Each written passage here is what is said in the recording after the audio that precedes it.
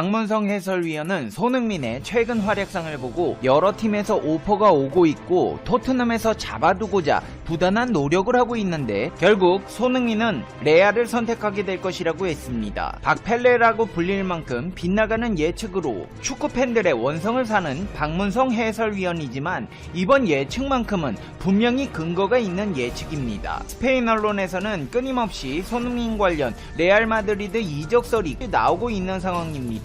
그동안 손흥민은 레알과 몇 번 연결된 적이 있지만 최근 나오고 있는 보도들은 이전보다 구체적으로 나오고 있어 심상치 않은 분위기를 감지할 수 있습니다. 스페인 마드리드의 지역지 깨는 레알 마드리드가 아시아 시장을 보고 있고 플로렌티스 페레즈 회장이 손흥민을 주시하고 있다. 손흥민은 아시아 역사상 최고의 선수고 EPL 이달의 선수상을 수상하기도 했다. 손흥민은 첼시를 비롯해 몇몇 팀들의 제안을 받았지만 거절했고 이제는 페레즈 회장이 영입전에 참전한 것으로 보인다고 전했습니다. 그러면서 페레즈 회장이 오랜 시간 동안 손흥민을 주시했다. 가레스 베일의 토트넘 완전 이적 가능성은 손흥민 협상에 도움이 될 수 있다고 했습니다. 스페인 매체 데펜사 센트랄 또한 레알 마드리드는 최고의 선수를 원하고 있으며 손흥민은 그중 한 명이다. 프리미어 리그에서 놀라운 활약을 펼치면서 레알의 관심을 받고 있고 계속해서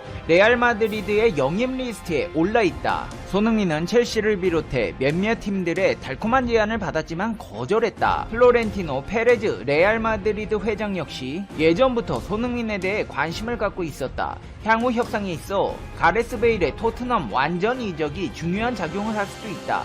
절차가 복잡할 수 있으나 페레즈 회장에게 불가능은 없다. 유럽 B클럽들이 손흥민을 노리고 있지만 페레즈 회장도 영입전에 참전한 이상 이제는 페레즈 회장과 함께 손흥민이 레알의 역사를 바꿀 수 있다고 설명했습니다. 여기서 주목해야 할 점은 페레즈 회장이 손흥민을 오랜 시간 동안 눈여겨봐왔다는 것입니다. 그는 2000년부터 현재까지 그 유명한 갈락티코스 프로젝트를 주도하고 있는 장본인입니다. 갈락티코스는 은하수를 의미하는 스페인어로 레알 마드리드에서 추진하는 선수 영입 정책의 일환입니다. 갈락티코스라는 말 그대로 전세계 축구 선수들 중에서도 초특급 슈퍼스타들을 대거 영입해 은하수를 이루겠다는 선수 영입 정책입니다. 한마디로 세계 축구 역사상 유례가 없는 슈퍼스타 수집 마케팅이라고 할 수 있습니다. 카림 벤제마, 사비 알론소, 알바로 아르벨로아, 앙헬 디마리아, 크리스티아노 날강두 모두 페레즈 회장이 천문학적인 금액을 주고 영입한 선수들입니다. 레알 마드리드 역사상 산티아고 베르나베우 회장과 더불어 역대 최고의 회장이라 불려도 손색 없을 만큼 명성을 자랑하고 있는 그는 레알에서 막강한 영향력을 떨치고 있습니다. 손흥민의 비싼 몸값 또한 레알에게 있어 큰 문제가 되지 않습니다. 페레즈 회장은 가장 비싼 선수가 실제로는 가장 싼 선수라는 좌우명으로 선수를 영입하기 때문입니다. 레알이 이렇게 돈을 펑펑 써가며 선수를 영입할 수 있는 이유 중 하나가 바로 초상권 정책인데 레알 마드리드는 어떠한 경우를 막론하고 선수 계약에 있어서 초상권의 최소한 40%를 확보하는 것으로 유명합니다. 이것이 바로 가장 비싼 선수가 실제로는 가장 싼 선수라는 말의 근거가 됩니다. 스타성이 좋은 선수는 단연 언론 및 미디어 노출이나 각종 행사 그리고 광고 섭외 등이 폭주하기 마련이고 거기서 발생하는 수익의 상당 부분을 온전히 레알이 가져가는 형태를 취하기 때문에 레알은 선수들에게 투자한 고비용을 고스란히 회수할 수 있게 되는 것입니다. 가령 레알이 손흥민에게 지니고 있는 초상권 지분이 40%인 상황에서 손흥민이 나이키와 100억짜리 광고를 체결했다면 수익의 40%인 40억을 레알이 가져가는 형태라고 이해하면 됩니다. 이것이 바로 페레즈가 월드컵이나 챔피언스 리그 등 사람들의 주목도가 높은 대회에서 맹활약을 해서 인지도가 높아진 스타급 선수 영입에 그토록 목을 매는 이유이기도 하며 또한 그러한 선수들을 기반으로 한 각종 사업들은 축구클럽 운영에 있어서 가장 모범적인 사례로 손꼽히는 운영 형태이기도 합니다. 실제로 하버드 대학 경영학에서 레알 마드리드 클럽 운영 사례가 교재로 쓰일 정도며 레알이 그토록 많은 자금을 이적 시장에 쏟아붓고서도 재정적 페어플레이 규정과 관련된 논의에서 자유로울 수 있는 이유가 여기 있습니다. 손흥민은 레알의 아시아 마케팅에 있어 절실하게 필요한 존재입니다. 레알 마드리드는 일본의 리오넬 메시로 불리는 쿠보 타케우사를 영입한 바 있습니다. 바르셀로나 또한 아베 히로키를 영입했습니다. 그동안 아시아 선수들에게 불모지나 다름없었던 스페인의 축구리그 라리가는 비유럽 연합 출신 선수들을 1군에 3명밖에 등록시킬 수 없습니다. 때문에 대부분의 라리가 구단이 주로 브라질과 아르헨티나, 우루과이 등과 같은 남아메리카 국가 출신 선수들을 등록했습니다. 무엇보다 남아메리카 국가들은 스페인이나 이탈리아 등 유럽 국가 출신들의 이민자가 많기 때문에 조부모나 부친이 해당 국적을 보유하고 있었다면 쉽게 유럽 국적을 취득할 수 있었습니다. 게다가 뜨거운 햇볕 때문에 낮 경기가 불가능한 라리가와는 달리 프리미어리그는 낮 경기가 가능합니다. 스페인과 영국에서 낮 경기를 치를 때 동아시아 국가들은 주로 8시에서 11시경입니다. 그러나 스페인과 영국에서 저녁이 시작되는 오후 6시부터는 동아시아 시각이 새벽 1시에 이릅니다. 토요일 경기면 괜찮지만 일요일 경기는 학생과 직장인들이 다음날 등교를 하거나 출근해야 하므로 보기 어렵습니다. 이러한 환경은 자연스럽게 한국과 같은 국가들이 프리미어리그를 쉽게 접할 수 있는 환경으로 이어졌습니다. 이런 이유로 오늘날 라리가에서는 아시아 선수들을 찾아볼 수가 없었는데요. 하지만 최근 들어 분위기가 많이 바뀌었습니다. 프리미어리그 구단들은 아시아 선수들을 영입하며 폭넓은 아시아 시장을 점유하고 있습니다.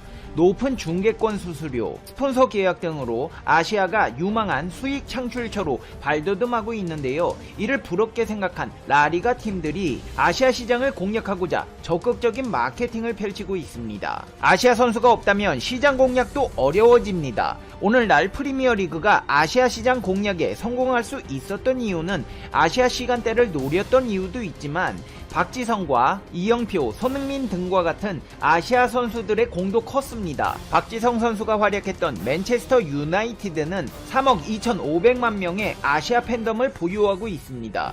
공식 홈페이지는 7개의 언어로 번역되고 있는데 이 가운데 한국어, 일본어, 중국어, 아랍어 등 4개 언어가 아시아 국가입니다. 맨체스터 시티는 온라인 축구 게임 피파 온라인4의 프로게이머 팀을 창단해 e스포츠 시장에 진출하기도 했습니다. 맨체스터 시티는 3억 3천만 명의 아시아 팬덤을 보유하고 있습니다. 아시아 시장은 그만한 투자 가치가 있습니다. 특히 EPL 구단들은 아시아권에서의 중계 수요가 올라감에 따라 중계권 입찰가도 천정부지로 치솟고 있습니다. 지난 2016년 중국의 소닝그룹은 3년간의 EPL 경기 중계권을 8,200억에 따내기도 했습니다. 이는 기존 중계권료의 10배에 달하는 거액입니다. 손흥민은 레알의 갈락티코스 정책에도 가장 부합하는 선수이며 손흥민의 영입은 레알 마드리드뿐 아니라 스페인의 라리가 전체를 아시아 시장에 선보이는 계기가 될 것입니다. 레알에 갈 땐 가더라도 지금은 현재 팀에 집중하며 최선을 다해야 합니다. 이적하기 전부터 마음이 붕 떠버려 팀 분위기를 망치는 일이 있어서는 안 되기 때문입니다. 손흥민 선수는 그 어느 시즌보다 팀에 집중하고 있습니다. 그리고 그 결과 토트넘은 리그 우승을 노리는 강력한 후보 중 하나가 되었는데요. 특히 무리뉴 감독에게는 2년차 매직이라는 기분 좋은 스토리가 있습니다. 무리뉴 감독은 과거 자신의 지도자 커리어에서 2년차에 눈에 띄는 성적을 냈습니다. 현지 매체들에서도 토트넘의 우승 가능성이 점쳐지고 있는데요. 영국 매체 이브닝 스탠다드에서는 토트넘에서 활약한 미드필더 글렌 호들의 인터뷰를 실으며 무리뉴 감독이 어딜 가든지 그가 프리미어리그에서 우승할 수 있다고 스스로 생각할 것이다. 그가 왜 연속 우승을 따냈는지 알 수 있는 대목이다. 무리뉴는 첼시에 있을 당시 2년 연속 우승을 이끌었다. 토트넘은 경기력이 좋아 보인다. 무리뉴를 믿을 것이다. 이전에 해봤기 때문에 시간만 주어진다면 우승을 따낼 수 있다는 걸 알고 있다. 만약 팬들과 선수들 관리팀 모두 이길 거라고 믿는다면 그건 마법의 공식이 될 것이라고 강조했습니다. 팀 셰우드 전 토트넘 감독 또한 손흥민과 해리 케인이 있기 때문에 토트넘이 올 시즌 리그 우승을 할 수 있다고 주장했습니다. 셰우드 전 감독은 무리뉴는 20번의 주요 트로피를 들어올렸고 경기에서 이기고 있다. 손흥민과 케인 같은 어느 팀에서나 뛸 수 있는 월드클래스 선수를 보유하고 있다면 항상 우승할 기회가 있다고 덧붙였습니다.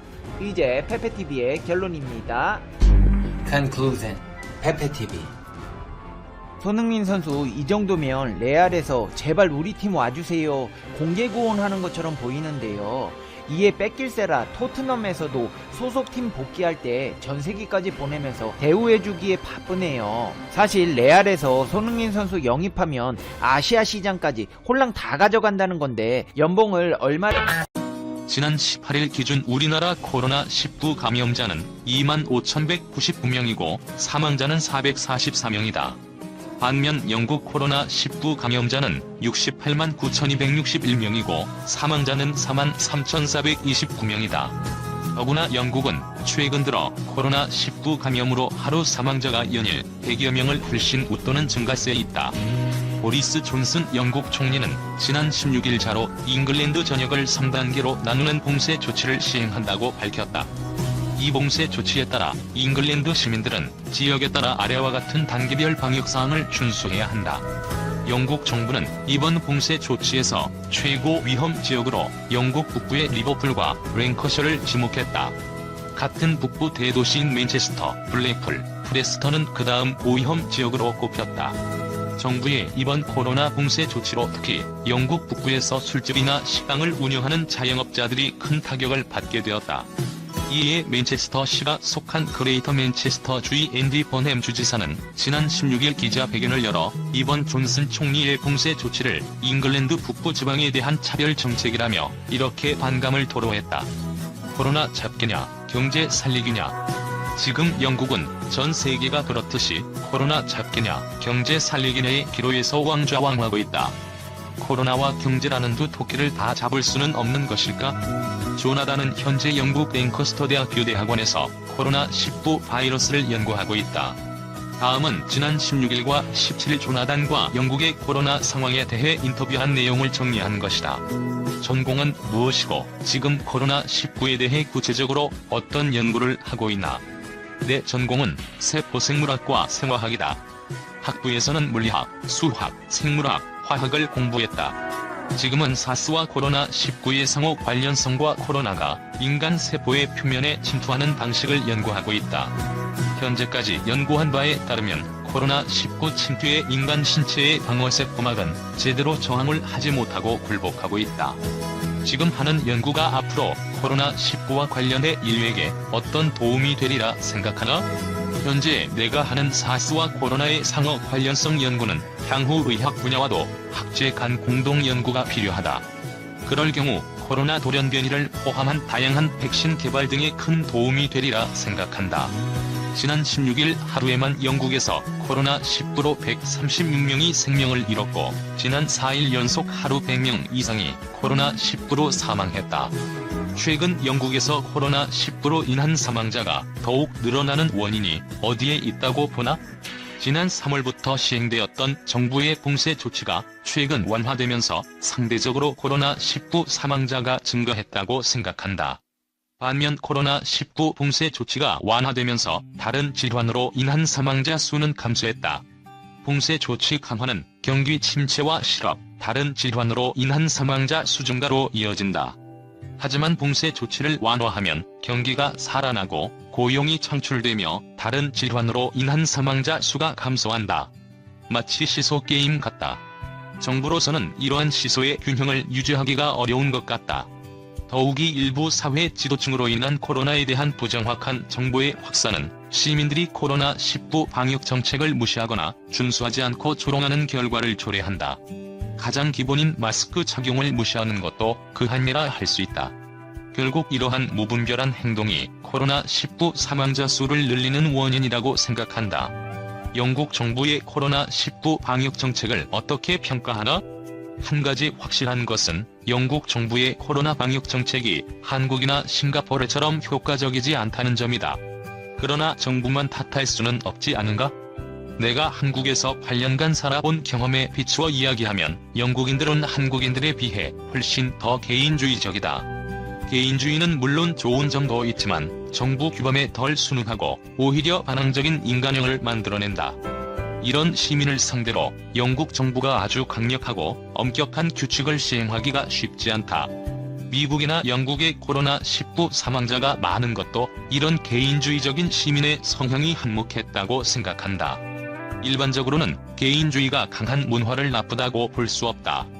하지만 이런 비상시에는 개인주의가 분명하게 부정적인 결과를 가져온다고 할 수 있다. 인터넷에 자유롭게 떠도는 코로나19에 대한 근거 없는 수많은 정보도 정부의 코로나 방역 노력을 어렵게 만든다. 존슨 총리의 코로나 봉쇄 조치로 영국 식당이나 술집 근로자 등이 직장을 잃는 일이 급격하게 증가하고 있다. 어떻게 보나? 경제 활성화와 코로나 확산 억제, 정부는 이 두 가지를 균형 있게 다루어야 한다. 경제적 재원이 없이는 병원이나 학교를 유지할 수 없다. 식당이나 술집이 코로나19 확산의 주범이 된 상황에서 정부가 코로나 확산 억제를 위해 식당이나 술집을 닫으려고 하는 이유는 논리적으로 충분히 이해할 수 있다. 하지만 세상은 논리로만 돌아가지 않는다. 정부가 코로나19 확산 방지를 위해 식당이나 술집을 닫으려면 그곳에서 일하는 사람들의 생활비도 충분히 보상해줘야 한다. 만약 그럴 만한 재원이 없다면 정부는 이런 전략을 주의 깊게 재검토해야 한다. 인류 수준의 경제가 없이는 인류 수준의 교육이나 인류 수준의 의료 시설을 유지하기가 불가능하다. 윤리적인 문제이지만 정치인들이 결코 간과하거나 무시해서는 안 되는 문제다. 코로나19 확산 방지를 위해 체육관이나 운동시설을 닫는 것은 적절하다고 보는지? 지금처럼 사회적 거리두기, 입장 전체온 측정, 심층 청소를 하면서 운동시설은 계속 열 수 있다고 본다. 운동시설은 단순히 육체적 건강뿐만 아니라 정신적 건강 유지에 결정적 역할을 한다. 운동시설을 계속 여는 전제는 물론 운동시설 관리자와 이용자들이 정부의 방역 정책을 철저히 따라야 한다는 것이다. 지금 공부하는 랭커스터 대학교가 있는 랭커셔 지방이 지난 17일로 코로나19 최고 위험 지역 중 하나가 되었는데 그 이유가 어디에 있다고 보나? 랭커셔는 영국 북부 대도시인 맨체스터, 리버풀, 블랙풀, 프레스턴에 둘러싸여 있다. 이 도시들은 지난 3월 1차 봉쇄 조치 전에는 코로나19 감염이 많이 안 된 지역이었다. 1차 봉쇄 조치 전에 런던의 경우에서 알 수 있듯이 대도시에서 코로나19는 아주 급격하게 퍼진다. 그리고 개인적으로도 내 고향인 영국 중부 지역과 비교해 일반적으로 랭커셔 지역 시민들이 사회적 거리두기를 등한시하는 것을 많이 목격했다. 아마도 영국 북부 사람들의 기질이라 할 수 있는 강한 자부심과 고집센 성격이 부분적으로 이번 영국 북부 지역의 코로나 확산에 한몫했다고 생각한다. 질주만 하던 우리 삶의 경각심. 코로나19로 생활에 불편한 점이 많겠지만 그래도 코로나 때문에 도움이 된 것이 있다면? 지난 3월 정부의 봉쇄 조치로 내 대학 생활은 수면 상태와 마찬가지였다고 해도 지나친 말이 아닐 것이다. 지난 3월 대학이 문을 닫으면서 집에 돌아와 부모님, 동생, 할머니 그리고 동네 친구들과 몇 달 동안 여유있게 많은 시간을 함께 보낸 것도 좋았다. 또한 전국 각지, 해외 곳곳에 떨어진 친구들과 온라인으로 자유롭게 교류하며 수다도 떨고 온라인 게임을 함께한 추억도 좋았다. 거시적으로 보면 지난 반년 이상 인간들이 여행, 특히 항공여행을 자제한 것은 그동안 인간으로 인해 오염된 지구의 환경 회복에 큰 도움이 된 것 같다. 그동안 멸종됐다고 여긴 생물들이 지구 곳곳에서 다시 나타났다니 정말 기쁜 소식 아닌가. 코로나19는 그동안 미친듯이 100m 달리기 경주를 하듯 질주만 하던 삶에 어떤 경각심을 준 면도 있다고 생각한다. 특히 지구온난화와 자원낭비 문제에 대해 인류에게 새로운 눈을 뜨게 해준 면이 있다. 필자는 이달 초 한국 경기도 파주시와 자매 도시인 영국 남부 글로스터시를 방문한 적이 있다. 당시 한 가지 인상 깊었던 점은 길에서 우연히 만난 노인들이 한번 필자와 대화를 시작하면 계속 이야기하고 싶어 했다는 것이다. 코로나19로 인한 오랜 자가 격리 생활로 특히 노인층이 많이 외로움을 느끼고 있다는 인상을 받았다. 인간은 다른 인간과 만나 대화하면서 사는 동물인데 그러지를 못하니 어르신들이 너무나 쓸쓸하고 고독함을 느끼는 것 같았다.